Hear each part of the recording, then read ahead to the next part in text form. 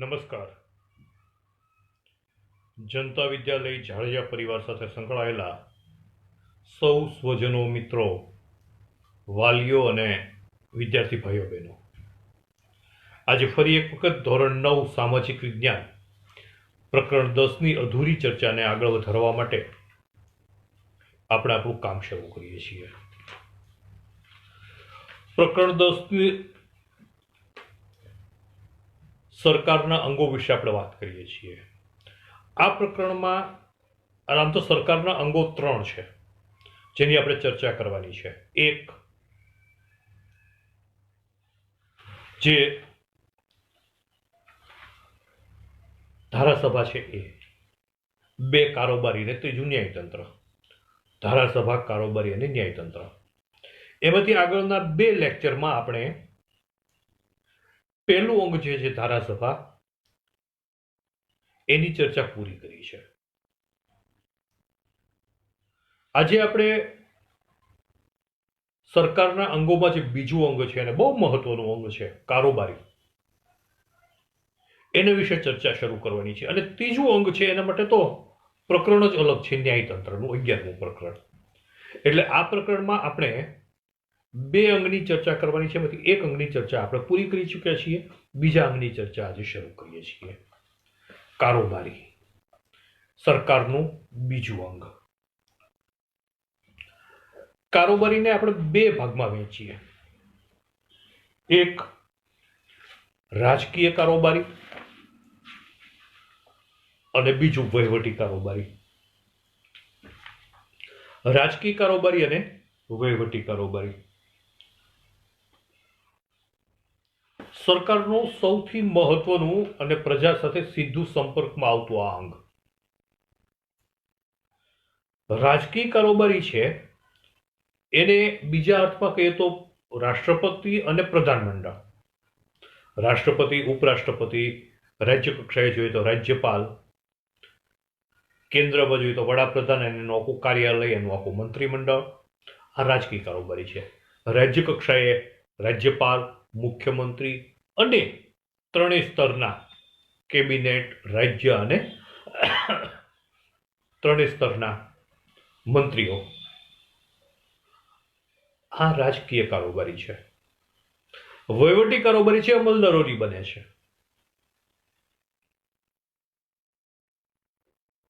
જુદી જુદી કેડરના અમલદારો જે કાયદાઓનું પાલન કરવા માટે અને લોકોની સુખાકારીના કામોના અમલીકરણ માટે, જે આખી બ્યુરોક્રેસી જેને કહેવામાં આવે છે, એ બ્યુરોક્રેસી છે કામ કારોબારી છે. આપણે એની વિગતે ચર્ચા કરીએ. ફરીથી યાદ રાખો, કારોબારી એને આપણે 2 ભાગમાં વહેંચીએ છીએ, રાજકીય કારોબારી અને વહીવટી કારોબારી. તો એ સૌથી પ્રભાવશાળી અને પ્રજાની સાથે સીધા સંપર્કમાં આવતું, નજરે ચડે એવું અંગ છે. રાજકીય કારોબારીમાં વડાપ્રધાન અને પ્રધાનમંડળ, રાષ્ટ્રપતિ, ઉપરાષ્ટ્રપતિ, અને વહીવટી કારોબારીમાં અમલદારો હોય છે. કારોબારીનું કામ શું છે? કારોબારીનું કામ, પહેલા અંગ જે છે, પહેલું અંગ ધારાસભા એટલે કે સંસદ, એને લોકસભા અને રાજ્યસભા, કે ધારાસભા અને વિધાન પરિષદ, જેનું કામ કાયદા ઘડવાનું છે,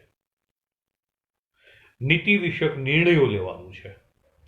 એ કાયદા જે ઘડે છે, નીતિ વિષયક નિર્ણયો જે લે છે,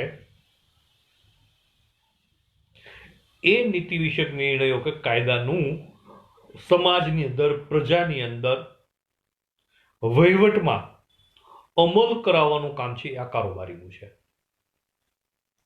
એટલે કારોબારી છે એ સીધી ધારાસભાને જવાબદાર છે.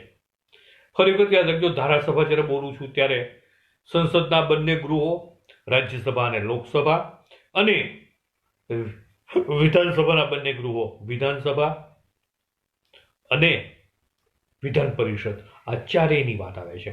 એ ધારાસભા છે એ કાયદાઓ જે બનાવે છે, એ કાયદાનું અમલીકરણનું કામ છે એ કારોબારી છે, કરે છે. એટલે નીતિ, યોજનાઓ, આ બધું જે કંઈ બારીમાં પહેલામાં ધારાસભામાં નક્કી થાય છે એનો અમલ કરવાનું કામ કારોબારીનું છે. રાજકીય કારોબારી છે એ તો આપણે સમજે કે એની મુદત દર 5 વર્ષની હોય, 5 વર્ષ પૂરી થાય એટલે એ કારોબારી છે, પૂરી થાય, એ કાયમી નથી. એક વડાપ્રધાન છે, 5 વર્ષ એને શાસન કર્યું, 5 વર્ષ પછી ફરી વખત એને પ્રજા ચૂંટે તો એને બીજા 5 વર્ષ મળે ને તો ન મળે. એનું પ્રધાનમંડળ છે એમાં ઘણા બધા ફેરફારો થાય. રાષ્ટ્રપતિની મુદત પૂરી થયેલા રાષ્ટ્રપતિનો કાર્યકાળ પૂરો થાય એટલે એક કારોબારીના સભ્ય રહેતા નથી. આ રાજકીય કારોબારી છે એ મર્યાદિત સમય માટે છે, જે બંધારણમાં સૂચવ્યું છે એ પ્રમાણે. પરંતુ વહીવટી કારોબારી છે એ અમલદારોની બનેલી છે, અને અમલદાર છે એ પોતાની નિવૃત્તિ વયે જે રાજ્યમાં નક્કી કરી છે 58 કે 60 કે ત્યારે એ નિવૃત્ત થાય ત્યાં સુધી એ અમલદારી કરે છે. હા, વચ્ચે એનું કોઈ મિસબિહેવ હોય, એની અણાવડત હોય, એનો ભ્રષ્ટાચાર હોય કે એ કામને ન્યાય ન આપતા હોય તો આ ધારાસભા છે કે રાજકીય કારોબારી છે એ નિર્ણય લઈ અને એને એની ઉપર શિસ્ત વિષયક પગલાં લઈને એને છૂટા કરી શકે. પણ આપણે સમજવાનું છે રાજકીય કારોબારી અને વહીવટી કારોબારી. રાજકીય કારોબારી છે એ એક લિમિટેડ સમય માટે છે, ચોક્કસ સમય માટે, પછી વિખેરાઈ જાય, પછી નવી બને. વહીવટી કારોબારી છે એમાં અમલદારો છે એ વય મર્યાદાના કારણે નિવૃત્ત થતા જાય, નવા અમલદારોની ભરતી થતી જાય, એટલે એ કાયમી છે. રાજકીય કારોબારી છે એ કોઈ પક્ષની હોય, કારણ કે જે પક્ષને સત્તા છે એ પક્ષ છે એ પોતાના પ્રધાનો બનાવે છે.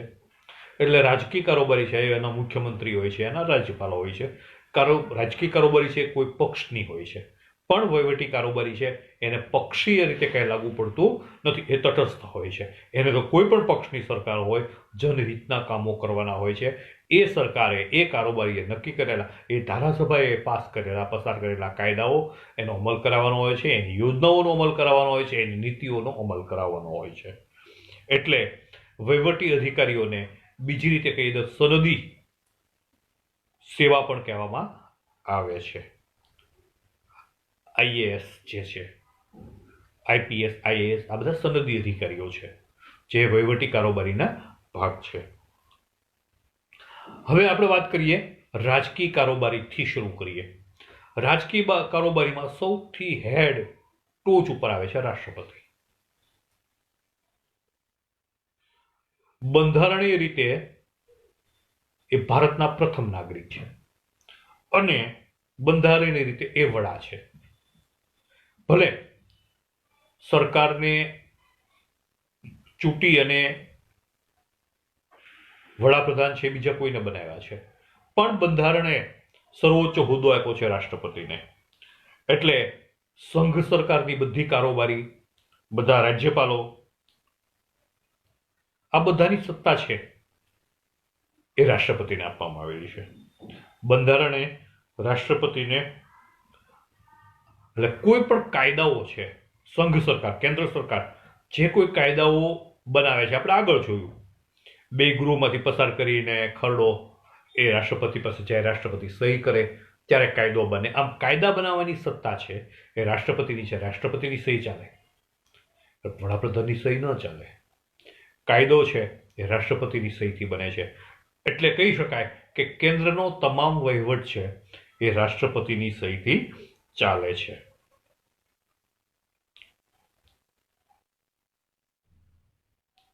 એટલે ભારત દેશના પ્રથમ નાગરિક કહેવાય છે, સાથે સાથે બંધારણીય વડા કહેવાય છે. હવે આપણે લાયકાત જોઈએ. જો આપણે લાયકાતો જોતા હતા, ધારાસભા માટે 25 વર્ષ, લોકસભા માટે 30 વર્ષ, રાષ્ટ્રપતિ માટે વય મર્યાદા છે ઓછામાં ઓછી મિનિમમ 35 વર્ષ. 35 વર્ષની વય મર્યાદા, ભારતનો નાગરિક હોવો જોઈએ, ક્યાંય લાભવાળા પદમાં નોકરી કરતા હોવો જોઈએ નહીં, સવેતન નોકરી કે નફાકારક સેવા હોદ્દો કે પગારદાર કર્મચારી હોવા જોઈએ નહીં. એ રાજ્ય કે કેન્દ્રના કોઈ પણ ગૃહ, ધારાસભા, લોકસભા, રાજ્યસભા, લોકસભા, ધારાસભા કે વિધાન પરિષદનો સભ્ય હોવો જોઈએ નહીં. એણે હોય તો રાજીનામું આપી દેવું પડે. જો પહેલા એને બનવું હોય તો એણે રાજીનામું આપી દેવું પડે. એટલે એકે ગૃહના સભ્ય રાષ્ટ્રપતિ હોતા નથી. હવે આ રાષ્ટ્રપતિની ચૂંટણી કોણ કરે? લોકશાહીમાં રાષ્ટ્રપતિને પણ ચૂંટીને મોકલવામાં આવે છે અને આ રાષ્ટ્રપતિની પસંદગીનો અધિકાર દરેક સંસદ સભ્યોને, રાજ્યસભાના અને લોકસભાના ઉપરાંત જે તે રાજ્યના વિધાનસભાના સભ્યોને છે. એટલે રાજ્યમાંથી ચૂંટાયેલા અને કેન્દ્રમાંથી ચૂંટાયેલા તમામ સભ્યો, એ લોકસભા હોય, રાજ્યસભા હોય કે વિધાન પરિષદ હોય, આ તમામના સભ્યો છે, ચૂંટાયેલા સભ્યો, એ મતદાન કરી અને પરોક્ષ રીતે ચૂંટણી દ્વારા એને ચૂંટે છે. એમાં પ્રેફરન્સ વોટ આવે છે. એટલે એને પરોક્ષ રીતે એ પ્રેફરન્સ વોટની આખી એક પ્રક્રિયા છે, આપણે ફરીથી ક્યારેક સમજશું. પણ એ પરોક્ષ રીતે ચૂંટણી દ્વારા એને ચૂંટવામાં આવે છે. એની મુદત 5 વર્ષની હોય છે. રાષ્ટ્રપતિની રાષ્ટ્રપતિ પદ પર બિરાજવાની મુદત છે એ 5 વર્ષ હોય છે. ફરી વખત બધી એની લાયકાતોની આપણે વાત કરીએ.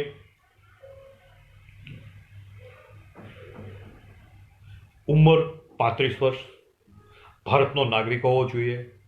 પહેલામાં છે જે નાદાર નોંધાયેલો હોવો જોઈએ, માનસિક રીતે અસ્થિર ન હોવો જોઈએ. આ બધું તો છે. સાથે સાથે કોઈ પણ પ્રકારનો સવેતન હોદ્દો કે નફાકારક હોદ્દા ઉપર એ બિરાજમાન હોવો જોઈએ નહીં. એકે ગૃહનો રાજ્યસભા, લોકસભા, વિધાનસભા કે વિધાન પરિષદના સભ્ય હોવો જોઈએ નહીં. એને લોકસભા, રાજ્યસભાના સભ્યો તેમજ વિધાનસભા અને વિધાન પરિષદના સભ્યો છે એ પોતાના મતથી પરોક્ષ રીતે, એને પ્રજા સીધી રીતે ચૂંટી શકતી નથી, પરોક્ષ રીતે એને ચૂંટવામાં આવે છે. પરોક્ષ રીતે ચૂંટણી દ્વારા એ ચૂંટાય છે. રાષ્ટ્રપતિની હોદ્દાની મુદત છે એ 5 વર્ષની હોય છે. જ્યાં સુધી રાષ્ટ્રપતિ પદ ઉપર બેઠા છે ત્યાં સુધી એના ઉપર કોઈ પણ પ્રકારનો ગુનો નોંધી શકાતો નથી. ફોજદારી ગુનો એની ઉપર નોંધી શકાતો નથી. એની ધરપકડ થઈ શકતી નથી. ક્યાં સુધી? જ્યાં સુધી એ પોતાના હોદ્દા પરથી રાજીનામું ન આપે ત્યાં સુધી. એટલે એનો ધરપકડ ન થાય, એના ઉપર FIR ન નોંધાય, એના ઉપર ગુનો ન નોંધાય કે એને જેલ પણ ન થાય, કેદ પણ ન થાય. હવે આમ તો આ દેશનો સર્વોચ્ચ વડા છે બંધારણીય રીતે, અને ભારત દેશના, પ્રજાસત્તાક ભારતના પ્રથમ નાગરિક છે. હવે એમની સત્તાઓ કેટલી, એની સત્તાઓ વિશે પણ બહુ મતમતાંતરો પ્રવર્તે છે. આપણે સમજીએ પાઠના આધારે કે એની સત્તાઓ કેટલી. સૌથી પહેલા ચૂંટણી પૂરી થાય એટલે દરેક પક્ષના કેટલા ધારાસભ્યો, સંસદ સભ્યો છે ચૂંટાયા છે લોકસભામાં. લોકસભામાં દરેક પક્ષના કેટલા સંસદ સભ્યો ચૂંટાયા છે અને કઈ વ્યક્તિ એવી છે કે જેને અડધા કરતા વધારે સંસદ સભ્યો પોતાનો ટેકો આપે છે. એ વાતને સ્પષ્ટ કરીને જોઈને જ્યારે એને એમ થાય કે ના ના આ વ્યક્તિ છે, એને બહુમતી લોકસભાના સભ્યોનો ટેકો છે, સમર્થન છે, એવા વ્યક્તિને એ રાષ્ટ્રપતિ છે એ વડાપ્રધાન તરીકે નિમણૂક આપે છે. વડાપ્રધાન તરીકે શપથ લેવા માટે એ આમંત્રણ આપે છે. કોને? જે વ્યક્તિ પાસે સૌથી વધારે સંસદ સભ્યો, લોકસભાના સભ્યો, સંસદ સભ્યોમાં યાદ રાખજો, લોકસભાના સભ્યોનો સપોર્ટ હોય, સમર્થન હોય, ટેકો હોય એને. બીજા પ્રધાનોની નિમણૂક પણ એ જ કરે છે, પણ એના માટે એને પ્રધાનમંડળ બનાવવા માટે વડાપ્રધાનની સલાહને અનુસરવું પડે છે. એ જે યાદી આપે એ યાદી પ્રમાણે એ પ્રધાનમંડળના સભ્યોની નિમણૂક કરે, એટલે કારોબારી બનાવે છે. ટૂંકમાં શપથ લેવડાવે છે. કોને? વડાપ્રધાનને અને પ્રધાનમંડળના સભ્યોને. ખાતાની વહેંચણી પણ વડાપ્રધાન જે પ્રકારે કે, એ વડાપ્રધાનની સત્તા છે, પણ વડાપ્રધાન જે કે એ પ્રમાણે રાષ્ટ્રપતિ ખાતાની વહેંચણી કરે છે. આ પ્રધાનમંડળ છે ને, એને બરતરફ કરવાની સત્તા પણ રાષ્ટ્રપતિ પાસે છે. પણ ક્યારે? જ્યારે એને લોકસભાનો ટેકો ન હોય ત્યારે અડધા કરતાં એક વડાપ્રધાન બની ગયા, પણ પરિસ્થિતિ વચ્ચે એવી સર્જાય છે કે એવું લાગે રાષ્ટ્રપતિને કે હવે એની પાસે ગૃહમાં જેટલા સભ્યો છે એના બહુમતી સભ્યો એને ટેકો આપતા નથી. તો આવા સમયે એને ફરી વખત બહુમતી સાબિત કરવાનું કહી શકે, અને બહુમતી ન હોય તો એ પ્રધાનમંડળને એ બરખાસ્ત પણ કરી શકે. એટલે પ્રધાનમંડળને બરખાસ્ત કરવાની, વડાપ્રધાનને બરખાસ્ત કરવાની સત્તા છે એ રાષ્ટ્રપતિ છે. પણ જ્યાં સુધી લોકસભાનો ટેકો હોય, સમર્થન હોય, ત્યાં સુધી રાષ્ટ્રપતિ પણ એને બરખાસ્ત કરી શકતા નથી. અન્ય રાષ્ટ્રો સાથે યુદ્ધ જાહેર કરવું છે, કોઈ સાથે સંધિ કરવી છે, યુદ્ધ બંધ કરવું છે, તો આ તમામ સત્તાઓ છે રાષ્ટ્રપતિની છે. બીજા રાજ્યો સાથે યુદ્ધ કરવું, ચાલવું, યુદ્ધ કર્યું હોય તો બંધ કરવું, અને બે દેશો વચ્ચે સંધિ કરવી, એની સત્તા છે રાષ્ટ્રપતિની. રાષ્ટ્રપતિની સહીથી આ કામ થાય છે. એ કોની નિમણૂક કરે છે બરાબર યાદ રાખજો. કેટલી વખત આ પ્રશ્ન પૂછાય છે. રાજ્યોના રાજ્યપાલોની નિમણૂક રાષ્ટ્રપતિ કરે છે. ચોક્કસ વડાપ્રધાનની સહમતિના, વડાપ્રધાનની ભલામણના આધારે, એટલે કે કેન્દ્રીય પ્રધાનમંડળની ભલામણના આધારે રાજ્યપાલોની નિમણૂક કરે છે. સર્વોચ્ચ અદાલતને ન્યાયમૂર્તિ, એટર્ની જનરલ, ચૂંટણી પંચના મુખ્ય ચૂંટણી અધિકારી અને જાહેર સેવા આયોગના અધ્યક્ષો અને અન્ય સભ્યોની રાજ્યમાં, દેશમાં વિવિધ જગ્યાએ નિમણૂક એ રાષ્ટ્રપતિ કરે છે. જો બહુ મહત્વના હોદ્દાઓ છે જે આવ્યા એ સર્વોચ્ચ અદાલતના ન્યાયમૂર્તિ, વરિષ્ઠ ન્યાયમૂર્તિ, સર્વોચ્ચ અદાલતોના વરિષ્ઠ ન્યાયમૂર્તિઓ, ત્યાર પછી એટર્ની જનરલ, ત્યાર પછી ચૂંટણી પંચના મુખ્ય કમિશનર, ત્યારે 3 છે એ 3 મુખ્ય કમિશનરો, રાજ્યોના રાજ્યપાલો, આ બધાની નિમણૂક રાષ્ટ્રપતિ કરે છે. જાહેર સેવા આયોગ જે છે યુપીએસસી કે યુપીએસસી, એના અધ્યક્ષ. આ ઉપરાંત વિવિધ દેશોમાં દરેક મોટા ભાગના જેની સાથે આપણે વ્યવહાર હોય એ દરેક દેશમાં આપણા એક પ્રતિનિધિ હોય છે, જેને એલચી અથવા તો રાજદૂત અથવા તો એમ્બેસેડર કહેવામાં આવે છે. આપણી એમ્બેસી હોય દરેક દેશના. લોકો અમેરિકા છે તો અમેરિકામાં ભારતની એમ્બેસી હોય, ભારતમાં અમેરિકાની હોય. ત્યાં આપણા રાજદૂત તરીકે એક વ્યક્તિને રાષ્ટ્રપતિ નિમણૂક કરી હોય. એ ભારત વતી અમેરિકામાં તમામ કામ છે એ ભારત સરકાર વતી એ એમ્બેસેડર કરે છે. એલચી અથવા તો રાજદૂત એને કહેવામાં આવે છે. આ જેટલા દેશો સાથે આપણે સંપર્ક છે, વ્યવહાર છે, એ બધા દેશોની એલચીઓની નિમણૂક, રાજદૂતની નિમણૂક છે એ રાષ્ટ્રપતિ કરે છે. એટલે કારોબારી અને વહીવટી વિશે બહુ સત્તાઓ છે એ રાષ્ટ્રપતિ પાસે છે. એક બહુ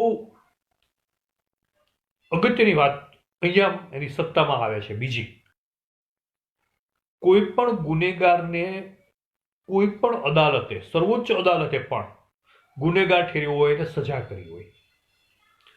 કોઈ પણ ગુનેગારને સર્વોચ્ચ અદાલતે ગુનેગાર સાબિત કર્યો હોય અને સજા કરી હોય, એ વ્યક્તિની સજા માફ કરવાની અથવા તો સજાની મુદત ઘટાડવાની સત્તા છે એ રાષ્ટ્રપતિની છે. એ ગુનાની સજા મોકૂફ પણ રાખી શકે, ગુનાની સજા ઘટાડી પણ શકે કે રદ પણ કરી શકે. એવી જ રીતે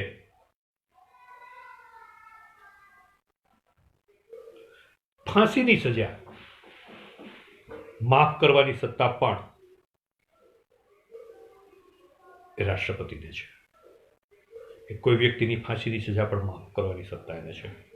હવે તમને અહીંયા વિચાર થશે કે દરેક કોર્ટ, છેક સુપ્રીમ કોર્ટ સુધી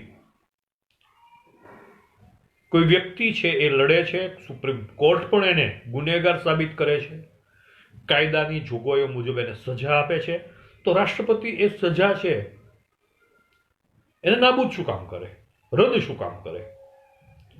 જો અહીંયા બંધારણની આપણી વિશિષ્ટતા છે ને એ ધ્યાનમાં આવે છે. અહીંયા આપણું બંધારણ છે એ બંધારણની કેટલી ઊંડાણથી બંધારણમાં વિચારણા કરવામાં આવી છે એ જોવા જેવું છે, એ સમજવા જેવું છે.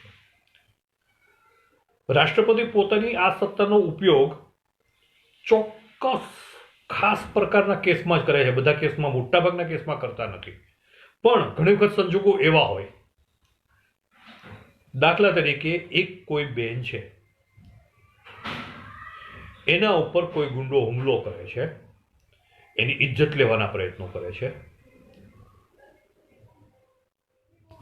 અને એ બેન સ્વ બચાવમાં કોઈક હથિયારથી એ ગુંડાને, ગુનેગારને, હુમલો કરનારને મારી નાખે છે, એનું ખૂન કરી નાખે છે. હવે કોર્ટ તો કાયદાઓ, નિયમો અને સબૂતોથી બંધાયેલી છે.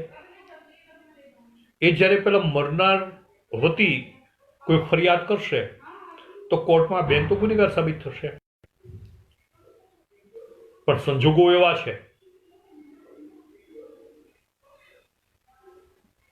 કોર્ટ છે કાયદાની મર્યાદામાં એને બેગુનાહ ન કહી શકે, એને સજામાંથી માફી ન આપી શકે. પણ એ ગુનેગાર સાબિત થાય પછી રાષ્ટ્રપતિ પાસે જાય તો રાષ્ટ્રપતિ બધા સંજોગોનો વિચાર કરે છે કે આ બેનનો ઈરાદો એને મારવાનો નહોતો, પણ એને પોતાની ઇજ્જત બચાવવા માટે, પોતાની જાન બચાવવા માટે, સ્વ બચાવમાં એક નબળી વ્યક્તિને, નબળી માનસિકતા ધરાવતી વ્યક્તિને અસાધારણ સંજોગોમાં એનો જીવ લીધો છે, તો એને સજા મળવી જોઈએ નહીં. આવા સંજોગોમાં જ્યારે કોર્ટ છે એના હાથ ટૂંકા પડે ત્યારે રાષ્ટ્રપતિ પોતાની ખાસ સત્તાનો ઉપયોગ કરી અને એની સજામાં ફેરફાર કરે છે, અથવા તો એની સજા છે એ ઘટાડી શકે છે, રદ પણ કરી શકે છે. હવે ઘણા બધા કિસ્સાઓ આવે કે જ્યારે માનવતાના ધોરણે વિચારવું પડે. કોઈ એવા સંજોગોમાં ગુનો બની ગયો છે, ગુનો બન્યો છે, સાબિત થાય છે, એટલે એને સજા કોર્ટે આપવી જ પડે, એ ન્યાયતંત્રની મર્યાદા છે. પણ સંજોગોને ધ્યાને લઈ એને સજા માફ કરવાની સત્તા છે એ રાષ્ટ્રપતિની છે. એટલે રાષ્ટ્રપતિ છે એ કોર્ટે આપેલી સજામાં ફેરફાર કરી શકે છે. કારણ કે દરેક જગ્યાએ તમારે ઉપલી કોર્ટમાં અપીલ કરી શકાય, પણ સર્વોચ્ચ અદાલત પછી કોઈ કંઈ બાકી રહેતું હોય તો એ રાષ્ટ્રપતિ છે. એ રાષ્ટ્રપતિ છે એ એને આવી સત્તા પણ છે. ત્યાર પછી સંસદના બંને ગૃહો, લોકસભા અને રાજ્યસભા, એને બરખાસ્ત કરવાની, મુલતવી રાખવાની કે મોકૂફ રાખવાની સત્તા એની પાસે છે. એક બહુ એકાદ વખત ભારતના ઇતિહાસમાં જેનો ઉપયોગ થયો છે એવી એક સત્તાની હવે વાત કરવી છે. એ છે આંતરિક કટોકટી. બંધારણીય કટોકટી અને આંતરિક કટોકટી.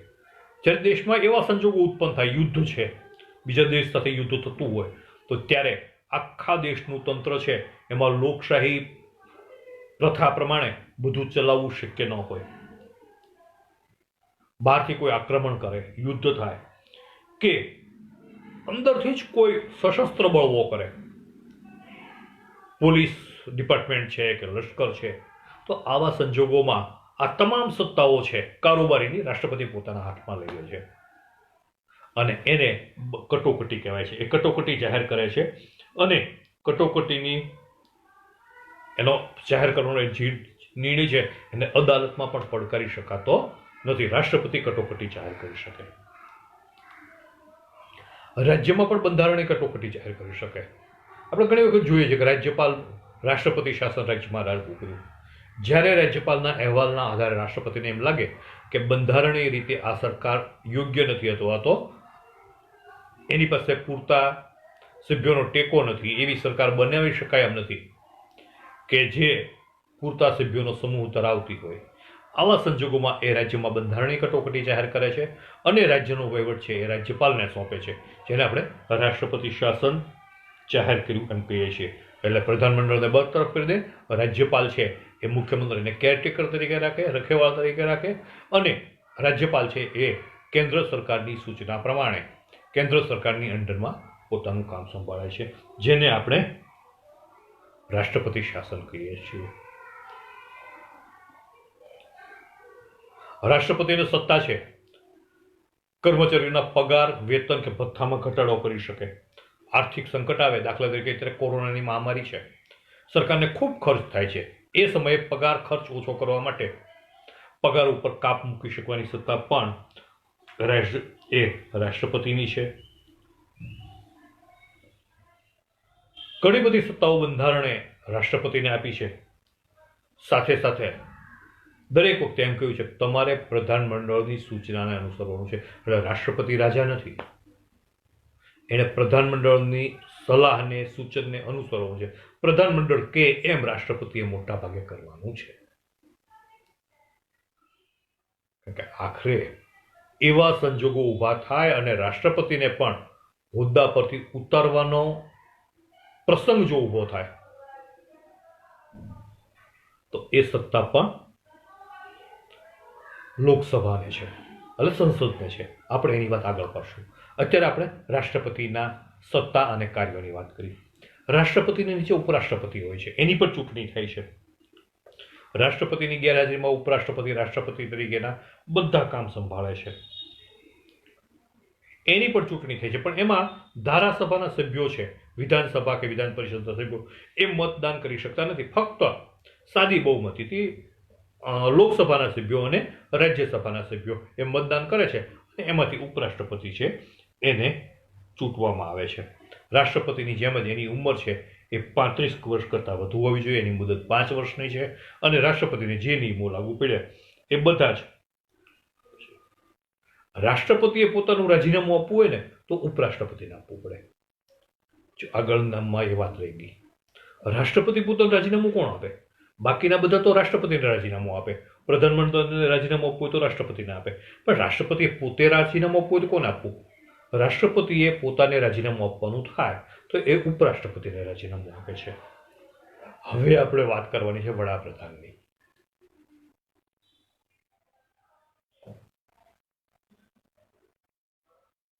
પ્રધાનમંડળનો મુખિયા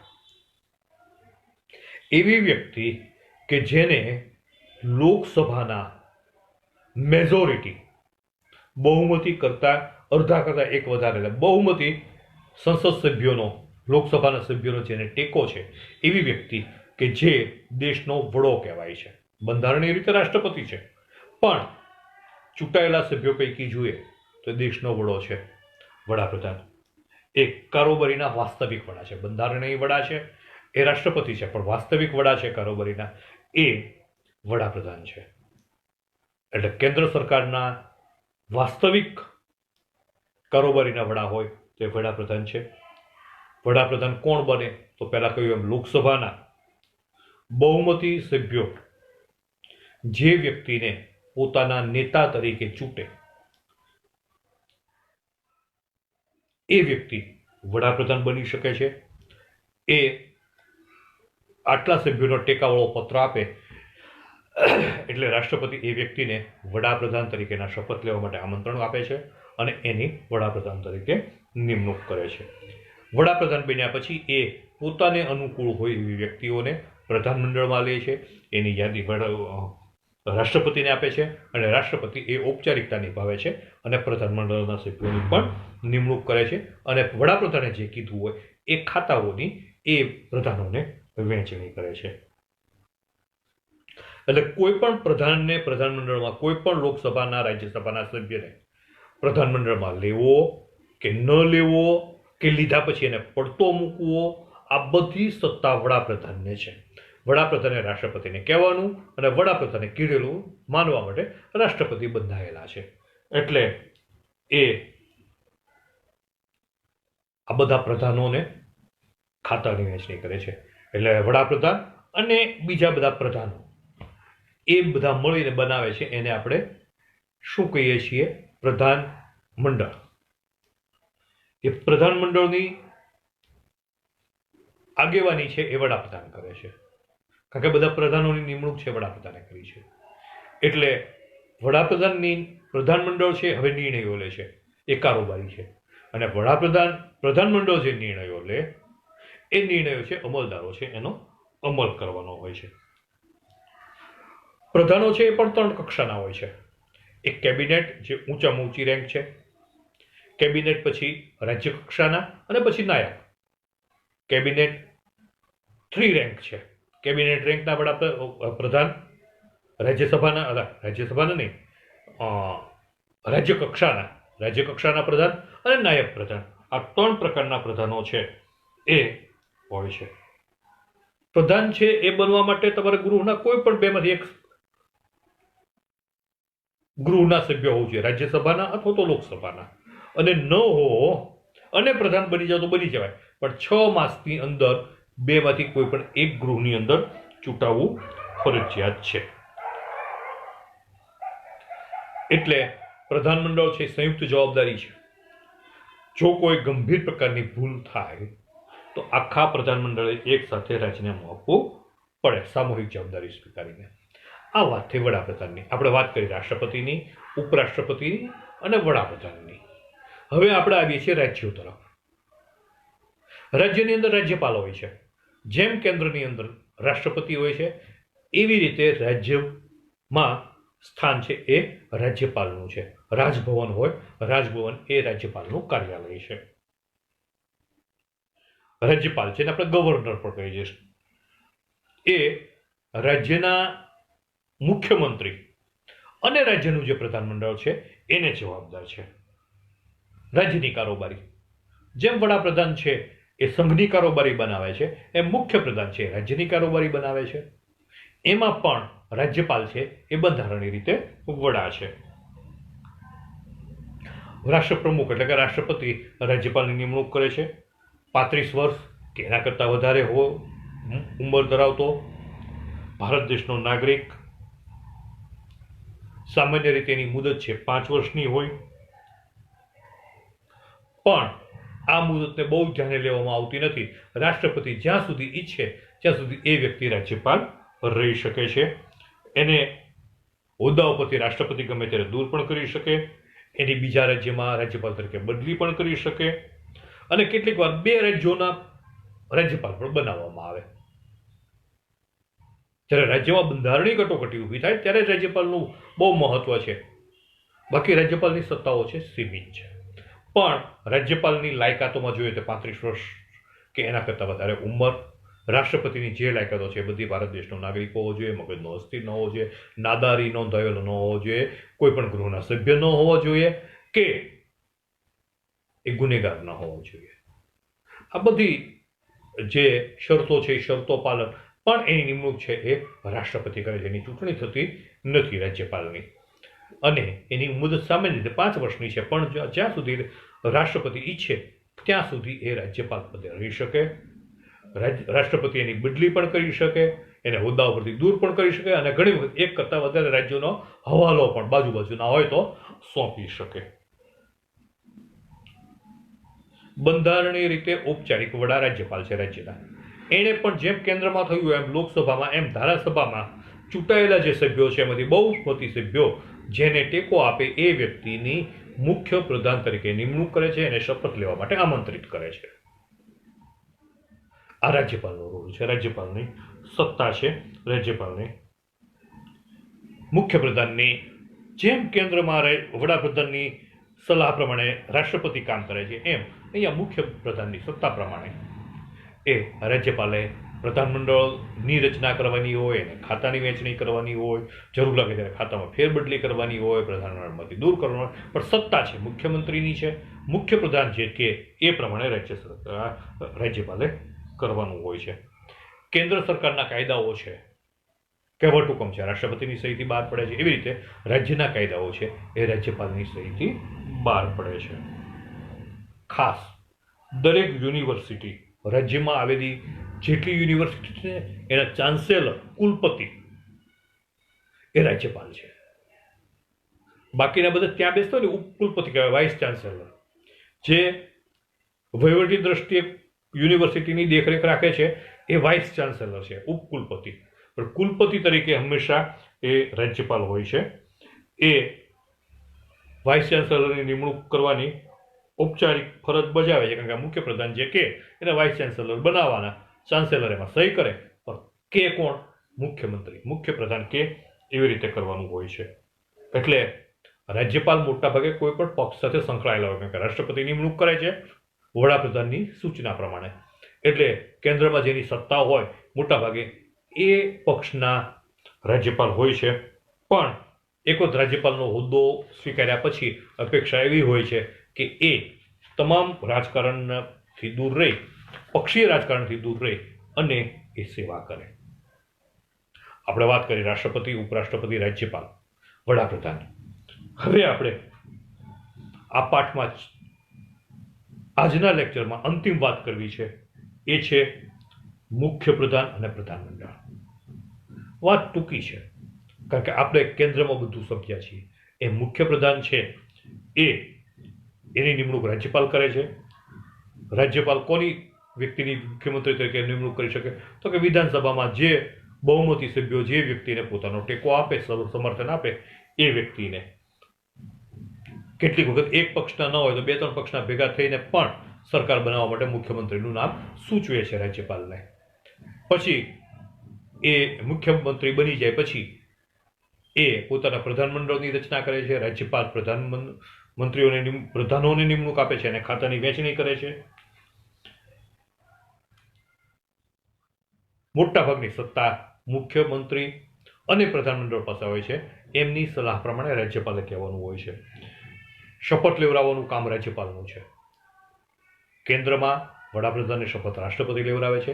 રાજ્યમાં મુખ્યમંત્રીને શપથ છે એ રાજ્યપાલ લેવડાવે છે. પ્રધાનોને શપથ છે એ રાજ્યપાલ લેવડાવે છે. પ્રધાનમંડળમાં 4 પ્રકારના પ્રધાનો હોય છે. ત્યાં 3 પ્રકારના હોય છે કેન્દ્રમાં: કેબિનેટ, રાજ્યકક્ષાના નાયક. અહીંયા આ 3 ઉપરાંત ચોથી એક કક્ષા પણ છે જેને સંસદીય સચિવ કહેવામાં આવે છે. એટલે કેબિનેટ, રાજ્યકક્ષા, નાયબ કક્ષા અને સંસદીય સચિવ, આ 4 ક્રમમાં કેડરમાં એ પ્રધાનો હોય છે પ્રધાન મંડળની અંદર. અને રાજ્યપાલ, મુખ્યમંત્રી અને આ પ્રધાનમંડળ આ બધા મળી અને કારોબારી સમાવે છે, કારોબારી બનાવે છે. આ આપણે વાત કરીએ છીએ રાજકીય કારોબારીની. આ રીતે મુખ્યમંત્રી જે કંઈ નિર્ણયો લે, પ્રધાનમંડળ જે કંઈ નિર્ણયો લે, રાજ્યપાલ જેને મોહર મારે, એ બધા કામોનું અમલીકરણ કરવાની, કાયદાઓનું અમલીકરણ કરવાની, નીતિઓનું અમલીકરણ કરવાની જવાબદારી છે એ વહીવટી તંત્રની છે. હવે આપણે વાત કરવાની છે કારોબારીની બીજી પાંખની. અત્યાર સુધી આપણે વાત કરી કારોબારીની પહેલી પાંખની. એમાં કોનો સમાવેશ થયો ફરીથી યાદ કરાવી દઉં. કારોબારી, રાજકીય કારોબારીના 2 ભાગ પાડ્યા આપણે. એક કેન્દ્રમાં જ્યાં રાષ્ટ્રપતિ, ઉપરાષ્ટ્રપતિ, વડાપ્રધાન અને એનું પ્રધાનમંડળ. રાજ્યમાં રાજ્યપાલ, મુખ્યમંત્રી અને એનું પ્રધાનમંડળ. પ્રધાનમંડળમાં રાજ્યમાં 4 કક્ષા: કેબિનેટ, રાજ્યકક્ષા, નાયબ અને સંસદીય સચિવ. જ્યારે કેન્દ્રમાં 3 જ કક્ષા છે: કેબિનેટ, રાજ્યકક્ષા અને નાયબ મંત્રી, નાયબ કક્ષાના મંત્રી. તો આ રાજ્યકક્ષાની કેબિનેટ છે એ કારોબારી છે, રાજકીય કારોબારી. એ જે નિર્ણયો લે એનો અમલ કરવાની ફરજ, જવાબદારી એ છે વહીવટી તંત્રની છે. એ વહીવટી તંત્રને આપણે કારોબારીનો બીજો ભાગ કહીએ છીએ. એ વહીવટી કારોબારી અથવા તો વહીવટી તંત્ર. સચિવોથી માંડી અને તલાટી સુધીનું એ આખું માળખું છે એ વહીવટી તંત્ર છે. એની વાત આપણે આવતીકાલે સામાજિક વિજ્ઞાન ધોરણ 9ના પીરિયડમાં કરશું. ત્યાં સુધી આપ સૌને જય હિન્દ, જય ભારત, આવજો.